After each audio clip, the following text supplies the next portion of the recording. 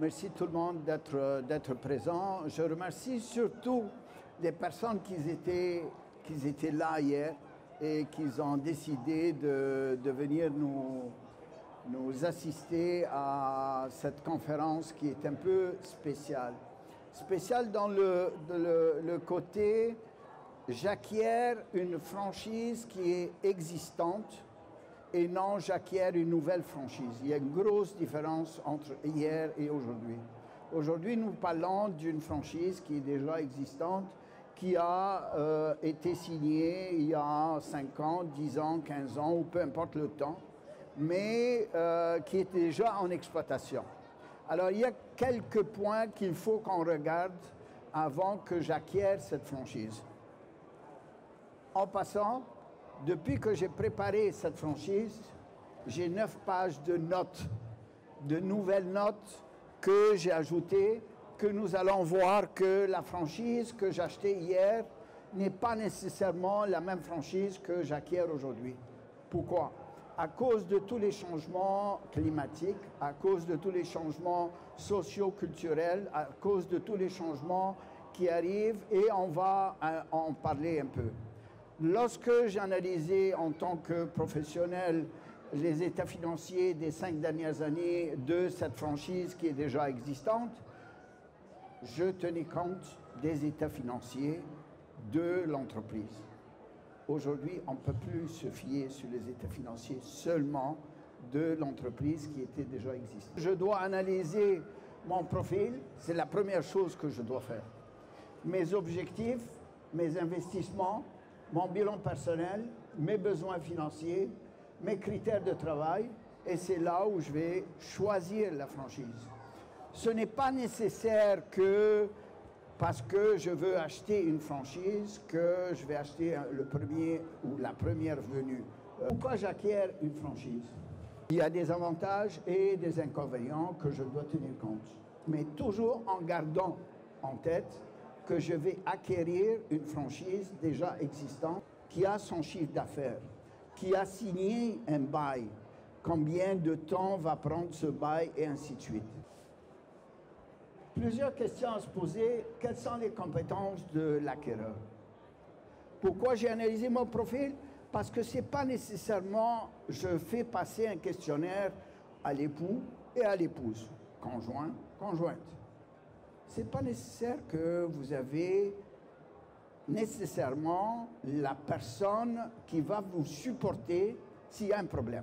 Il faut analyser ces points-là et il faut les garder en tête.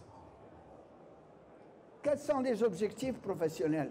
Moi, je veux travailler, par exemple, je suis un CPA, un ADMA et un CMC de l'Ontario, du Québec, etc., etc. Ben, est-ce que mon épouse ou ma conjointe veut que je passe toutes les heures, je passe 17 heures par jour au bureau, à préparer des conférences, à donner des cours à l'université, et ainsi de suite? Est-ce qu'elle veut suivre ce rythme, si vous voulez?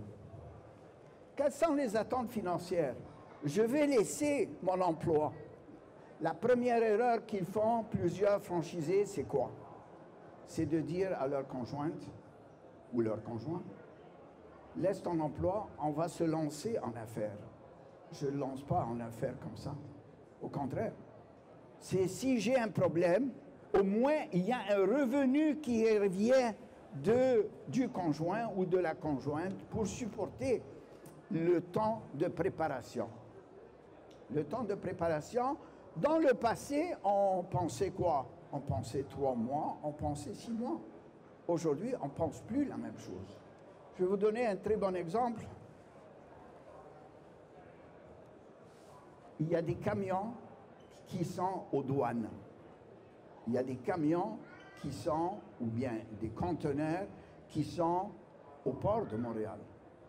Il y a des conteneurs qui sont à Atlanta, Georgia, aux États-Unis, qui attendent d'être dédouanés. Il y a des courtiers en douane qui se tirent les cheveux parce que les taux changent d'une journée à l'autre. Donc vous deviez recevoir votre marchandise, mais vous n'allez pas la recevoir. Malheureusement ou heureusement, comme vous voulez. les tablettes vont se vider. Pourquoi? Parce que les douaniers, ils se tirent les cheveux. Les douaniers ont reçu un bon de livraison qui a été préparé il y a 3 semaines, il y a 1 mois. Aujourd'hui, on ne parle plus de la même chose. Aujourd'hui, on parle que le douanier, il doit suivre. Qu'est-ce que c'est écrit sur le bon de livraison qui va dépasser les douanes? Ça, c'est un point que je ne tenais pas compte dans le passé parce qu'il n'y avait pas ce problème-là. Lorsque je vais acquérir une franchise, est-ce que je vais acquérir les actions ou je vais acquérir les actifs? Il y a une grosse différence. Si je tiens compte des dettes que l'ancien propriétaire avait, et si j'acquiers les actions, j'acquiers tous les problèmes qui viennent avec les actions, c'est-à-dire les dettes, la CNE-SST, les contrats de travail, les problèmes avec le bail, etc., etc. Ce n'est plus pareil. On ne tient plus compte de juste acquérir l'entreprise ou le fonds de commerce comme tel. Je tiens compte de ce problème qui est nouveau, c'est-à-dire acheter les actions. Mais si j'achète les actions, qu'est-ce qui arrive de l'autre côté? J'acquiers une négociation qui a été faite avec le franchiseur il y a 5 ans, il y a 10 ans, il y a 7 ans, ou peu importe. Mais il y avait des conventions où à l'intérieur du contrat de franchise qui dit que s'il y a un changement de propriétaire, le nouvel acquéreur doit tenir compte de quoi? De la nouvelle entente de franchise. On ne parle plus pareil. On parle d'un contrat qui était de 20 ans. J'acquiers un contrat de 20 ans? Non. C'est j'acquiers au moment même, c'est-à-dire il reste 13 ans, il faut que je m'adapte aux nouvelles conditions qui sont édictées à l'intérieur de la nouvelle convention de franchise. Un autre point. Pourquoi est-ce que le vendeur veut vendre son entreprise? Cas de divorce, d'accord. Problème financier, ok. Problème avec le franchiseur ou le personnel du franchiseur. Je ne m'entends plus, Georges, je ne m'entends plus avec le personnel du franchiseur. Il y en a marre, on est toujours en train de se tirer les cheveux. Mais c'est des points que je dois vérifier.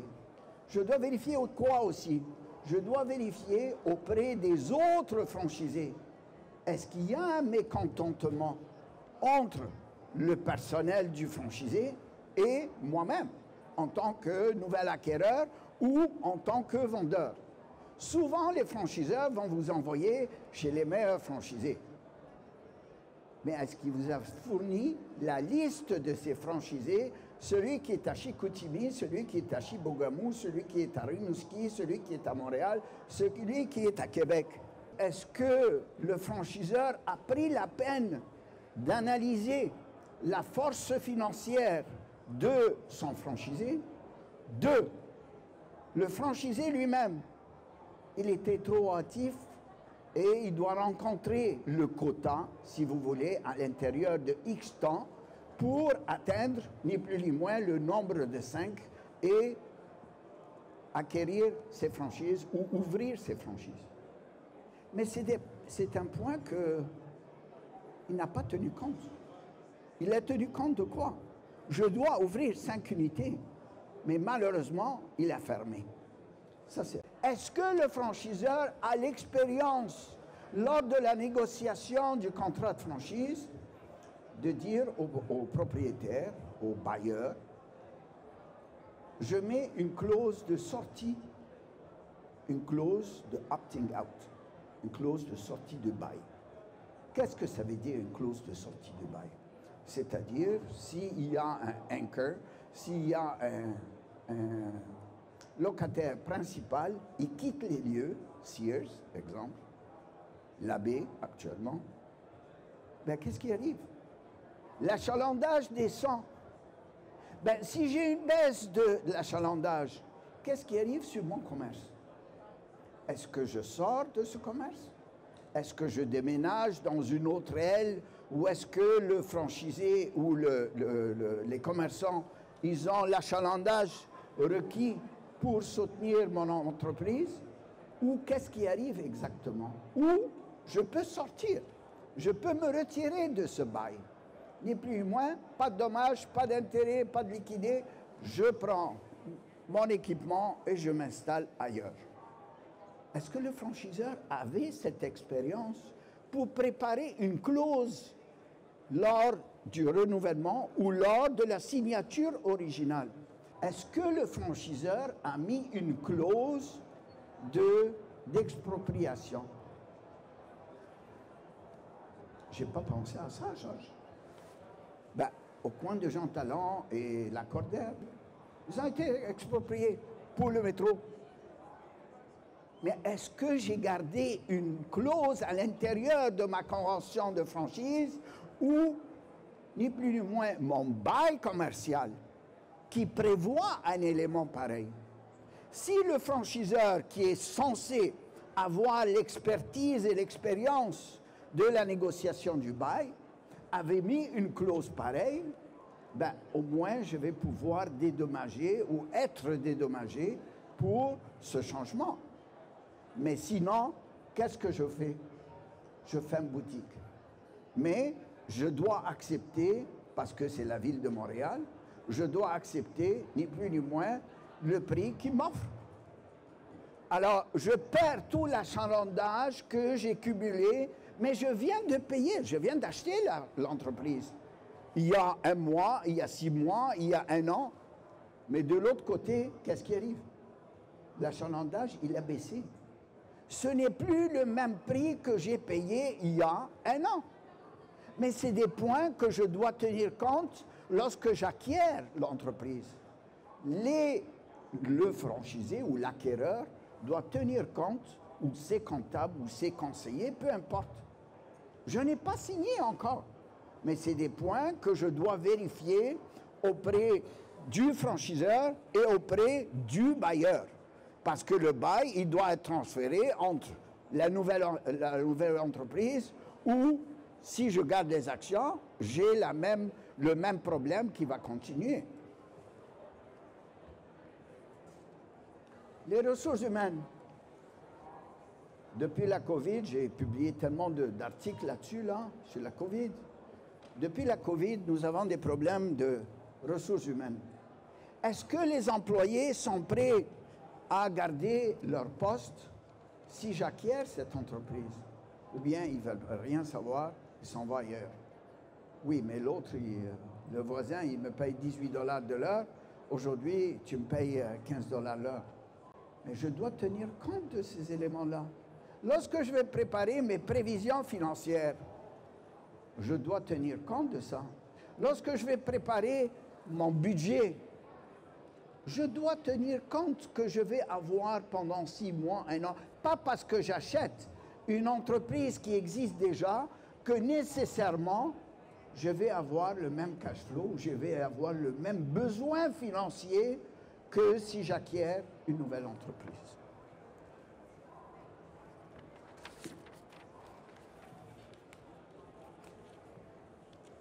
La franchise, toute convention de franchise contient une clause qui dit « Lors du transfert, le franchiseur, a le droit d'acquérir votre entreprise ou l'entreprise exploitée au prix qui est demandé. » Mais j'ai 30 jours pour accepter ou la refuser, cette acquisition. Est-ce que cette clause va s'appliquer, oui ou non? Si moi je fais une offre et je commence à payer des comptables, des avocats, des notaires, des conseillers, et ainsi de suite, là, oui, mais au bout de 30 jours, là, la transaction ne se fait pas. Mais ça m'a coûté 5 000, 10 000, 15 000 $ d'honoraires.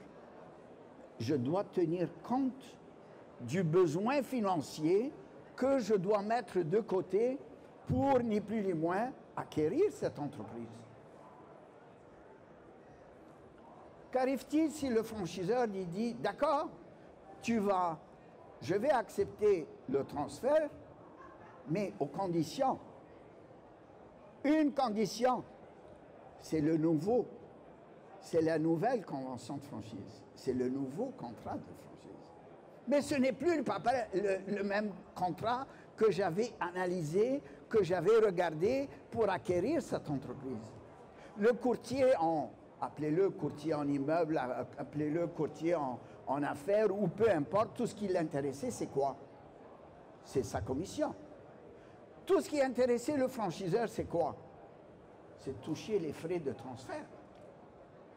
À chaque fois que vous transférez votre entreprise, il y a un livre que j'ai publié qui s'appelle « Les revenus potentiels du franchiseur et les dépenses des franchisés ». Il y a 32 sortes différentes de revenus que je peux vous mettre à l'intérieur de la convention de franchise. Mais l'année dernière, je n'avais pas pensé à tel ou tel point. Mais cette année, j'y ai pensé. Pourquoi? Parce qu'il y a un SAIEC qui vient de publier un article avec les nouveaux revenus que je peux faire, que je vais mettre dans la convention de franchise. Je vais demander à mes avocats, mes notaires, peu importe,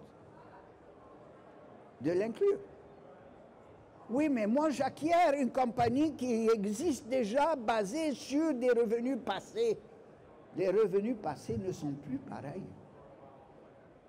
J'ai analysé les états financiers, je les ai fait analyser par mon CPA, mon comptable professionnel agréé, ou mon conseiller en management certifié, ou peu importe le conseiller.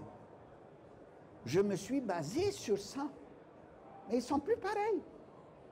Si moi, je ne tiens pas compte d'une provision à l'intérieur, une provision pour les revenus potentiels ou les dépenses potentielles, je viens de faire quoi? Je viens de faire faillite. L'évaluation du fonds de commerce, les comptables se sont basés sur l'analyse de la rentabilité, sur l'analyse des états financiers des 5 dernières années. Je dois tenir compte de ces changements, de ces augmentations de coûts que je n'avais pas prévus au début, c'est-à-dire mes professionnels, peu importe, comptables, analystes, financiers, ou conseillers en management certifié, ou peu importe, ils doivent tenir compte de ces nouveaux coûts que je n'avais pas au début. Est-ce que mon offre que j'ai faite à monsieur, elle est pareille? Non. Est-ce que j'ai mis une clause à l'intérieur de mon offre qui dit que s'il y a un changement à l'intérieur que je découvre, que tu ne m'avais pas soumis, ou que je ne savais pas du tout qu'elle existait, il va falloir que je change le prix. Comment tu changes le prix? On s'est entendu sur X $? Non. J'ai mis une clause à l'intérieur de mon offre d'achat qui dit que si le prix du marché n'est plus pareil que celui que j'ai acheté ou que je veux acheter, ça c'est-à-dire deux choses. Le franchiseur, il a prévu pour le franchisé, pour l'aider, les professionnels de l'acquéreur ont pensé d'avance et ils ont mis une clause comme ça qui dit que le prix peut changer. Mais s'ils n'ont pas prévu, vous êtes pris avec un contrat que vous devez respecter. Alors vous êtes pris avec un contrat que vous avez acheté l'entreprise basée sur les revenus des 5 dernières années, mais les revenus ne sont plus pareils. Malheureusement pour vous, vous avez une autre clause qui dit à chaque 7 ans, vous devez reniper la place. Ça, c'est un autre revenu, là, où c'est une autre dépense qui n'a pas été prévue. Est-ce que j'ai mis une clause qui dit que dans 7 ans, dans 3 ans, dans 4 ans, peu importe, je vais être obligé de reniper toute la place? Mais ça coûte 80 000 $, Georges, pour reniper toute la place. Ça, c'est écrit, noir sur blanc, dans la convention de franchise. Tu as utilisé des gens qui auraient dû avoir l'expérience et l'expertise pour prévoir tous ces éléments-là à l'intérieur de l'offre d'achat. Tu as pris un agent immobilier qui ne s'y connaît pas en franchise, malheureusement. Ou tu as pris ton beau-frère qui a son CPA, qui vient de sortir de l'université, ou ton cousin qui est avocat, qui vient de sortir de l'université. Mais ils n'ont pas prévu tous ces éléments-là. Il y a une tension géopolitique actuellement. Il y a un bouleversement social. Est-ce que ça affecte mon entreprise? Je n'ai pas pensé à tout ça dans ma nouvelle entreprise lorsque j'ai voulu l'acquérir. J'ai fait juste une offre d'achat, point, paragraphe à la ligne. Mais est-ce que j'ai mis des clauses à l'intérieur de mon contrat qui prévoient tous ces éléments-là? Mais c'est des éléments que juste des professionnels qui pensent d'avance qu'ils vont mettre des clauses qui vont vous couvrir. Vous pouvez vous retirer. Point, paragraphe à la ligne. Ça vous a coûté X milliers de dollars en professionnel, c'est tout. Mais est-ce que ça vous a couvert que vous n'êtes pas pris avec un contrat d'acquisition que vous êtes obligé de respecter ou un bail commercial que vous êtes obligé de respecter et ou un contrat de franchise que vous êtes obligé de respecter qui n'était pas pareil hier. Mais j'ai acheté quoi? J'ai acheté une franchise existante. C'est pas vrai. On n'achète plus une franchise existante seulement. On doit tenir compte de tous ces éléments que je viens de soulever. Ça réveille un peu notre conscience. Ça réveille un peu notre jugement. Ça réveille un peu tout ce que j'avais étudié pendant les 35 dernières années, que ce soit à l'université, en tant qu'étudiant ou professeur, ou auteur, ou peu importe. Moi-même, j'évolue avec qu'est-ce qui se passe. Mais vous, c'est votre argent, c'est votre investissement, c'est toutes vos économies. Vous avez pris une deuxième hypothèque sur la maison pour acheter ce nouveau commerce.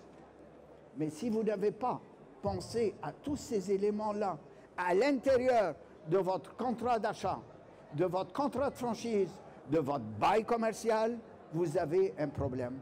Nous étions 118 magasins à contribuer 2% ou 3%, peu importe, pour le fonds de publicité. Mais aujourd'hui, il y a juste 25.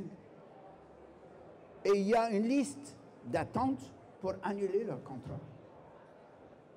Ben, automatiquement, est-ce que mes conseillers ont prévu à mettre une clause que s'il y a une baisse à l'intérieur du même réseau, je pourrais baisser au prorata le chiffre d'affaires, ni plus ni moins mes contributions au fonds de publicité, au fonds de, ni plus, à la redevance.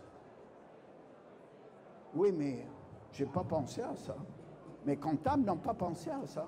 Les avocats n'ont pas pensé à ça, Georges. Mais est-ce que j'ai mis cette clause, oui ou non? Non, je ne l'ai pas mise. Et ils ne l'ont pas mis. Qu'est-ce que je fais? Je suis pris avec.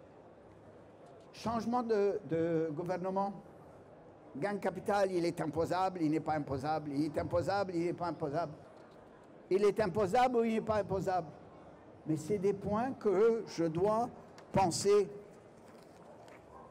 Quels sont les autres facteurs de risque en cas de récession? Qu'est-ce qui arrive s'il y a une récession demain matin? Et on prévoit une récession, on l'a commencé. Okay? Lorsque je vous dis c'est 1,8%, ce n'est plus 2,5%, là, on vient de ressentir l'impact sur la récession qui commence. En cas de pénurie de main-d'œuvre, qu'est-ce qui arrive avec le nouveau? Je n'ai pas de staff, Georges. Je suis obligé de passer le balai dans le magasin, moi-même. On n'a pas le choix. Vous êtes un homme ou une femme d'affaires que vous avez décidé de partir en affaires et d'acquérir une entreprise qui est déjà en affaires. Il va falloir que vous le fassiez. Est-ce que j'ai assez de trésorerie? Est-ce que j'ai assez de cash flow? Est-ce que j'ai assez d'argent mis de côté? Ne me dites pas, je vais emprunter de mon beau-père, mon beau-frère, ma belle-sœur ou peu importe. Je vous parle de votre argent. Parce que je l'ai vu, un frère qui emprunte d'un autre frère et qui montre au banquier qu'ils ont les sous. Malheureusement, au bout de 6 mois, les deux ont fait faillite. Pourquoi? Parce que ni un ni l'autre n'ont atteint le point mort, le seuil de rentabilité. Les délais administratifs. Changement d'administration, la ville demande un nouveau permis. Le nouveau permis, il dit quoi? Vous devez changer l'entrée. Une pour la sortie, une pour l'entrée. C'est tous des points que je n'avais pas pensé. Nouvelle enseigne, ça prend jusqu'à 18 mois. Configuration des portes. Les types d'enseignes, juste le pylône a pris 18 mois pour obtenir, si vous voulez, le permis. Affichage de nouvelles ouvertures. Vous n'avez pas le droit. La ville vous dit, vous n'avez pas le droit de mettre une affiche à l'extérieur, nouvelle administration ou nouvelle ouverture, peu importe. Vous la mettez, vous avez une contravention. Vous mettez des ballons, vous avez une contravention. Ça n'arrête pas les contraventions, une après l'autre. Je sais que malheureusement, c'est un cours de 45 heures que je vous soumets en 45 minutes. Mais j'espère que ça vous aide. Je n'ai pas passé à travers tous les points qu'il faut poser et qu'il faut se poser. Pas parce que j'acquiers une entreprise qui existe déjà que c'est garant que mon entreprise va réussir. Je dois tenir compte de tous ces nouveaux éléments qui n'étaient pas pensés ou qui n'étaient pas prévus dans le passé. Merci de votre contribution. Merci d'être parmi nous. Et gênez-vous pas, je vais être au stand de Occasion Franchise. Ça va me faire plaisir de répondre à vos questions. Merci encore de votre présence.